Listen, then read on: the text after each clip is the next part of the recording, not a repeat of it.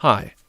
In this episode, we're talking about the road to the Cougar. And to know about the road, you need to know about the car and the driver. And the driver is basically me, so I can't spare you to talk a little bit about me and about the cars I owned previously before the Cougar. So stay tuned.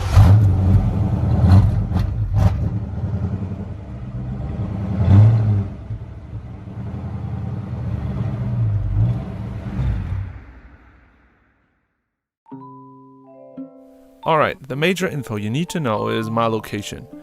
I'm located in Bavaria. This is a state in the south of Germany and majorly known for Oktoberfest in Munich, which is Bavaria's capital.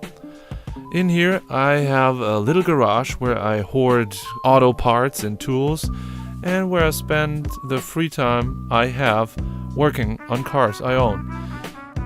In the year 2010 I did an internship in the United States.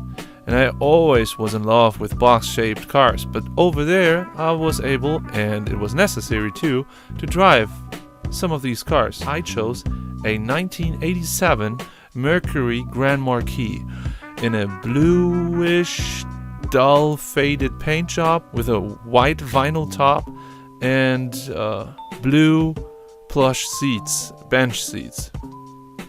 It was a floater. This thing was just awesome. It had a V8 and I really wanted to take it over back to Germany and to ship it, which is a lot of money to do that. But, when you're in your 20s and you think, alright, yeah, I drive this car back over there. But let's face it, transmission died on me 2 months before the end of my internship.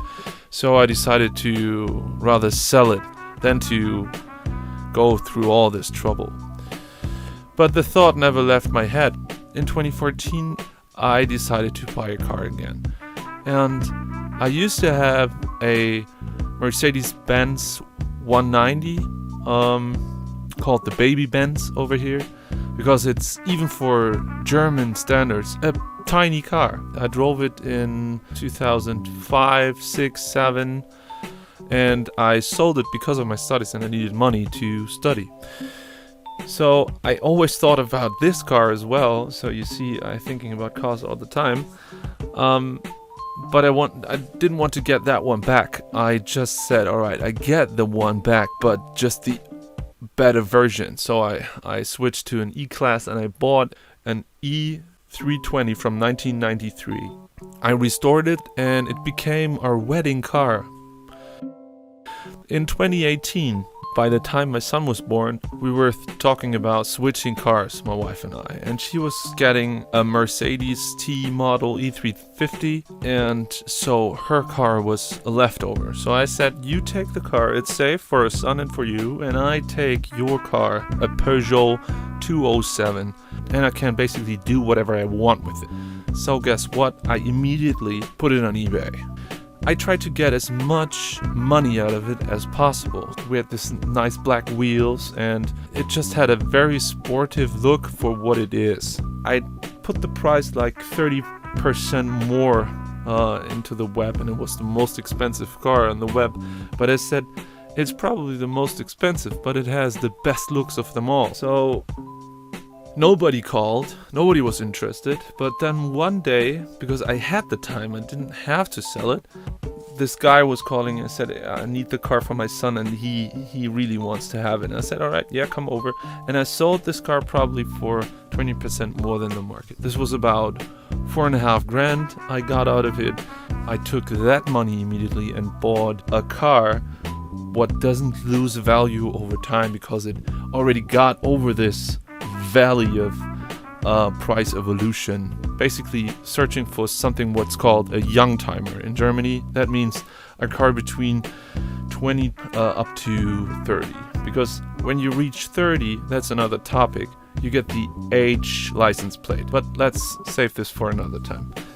So immediately Audi came into my mind for a rare type, and I found it in an Audi 200 Turbo Quattro exclusive. This car had an all-wheel drive, a turbo motor, and it was an exclusive. I found it in a garage in Erfurt, a couple of 100 miles north I restored the car, basically mainly the motor, and some optical things. In these 6 months, the car didn't run at all because it was sitting in that garage for about 12 years, and it was dry. That's a good part of it, and there's no rust. That's good too, and it was well taken care of. But the one thing they didn't know of was the engine itself.